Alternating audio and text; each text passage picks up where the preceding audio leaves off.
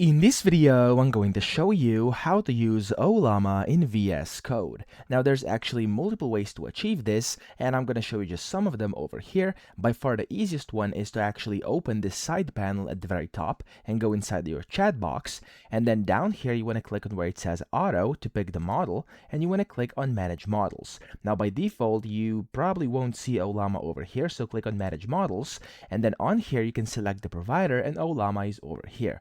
Now, if you have any models installed on your system, you'll be able to see them when you click on Ollama. I currently don't, so as you can see, I wasn't able to select anything, but that's how we can do it in case any models are on your computer.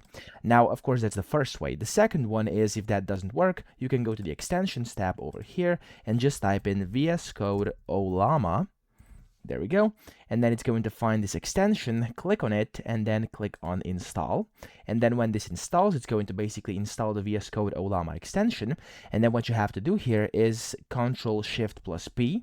And then here you can just type in Ollama, and then click on Open Chat. So again, Ctrl, Shift, and P, and then click on Ollama Open Chat. It's going to open up the chat with Ollama over here, and of course, you can go ahead and get started. Now, yes, you could also change different models by going to Ctrl, Shift, P again, and then going to Ollama Settings over here. And then in here, you should be able to select and change the models, change the base URL, and stuff like that. So that's how you can do it, and then you can use this in here. So I hope this video helped you out. If it did, please subscribe to the channel and help me out as well.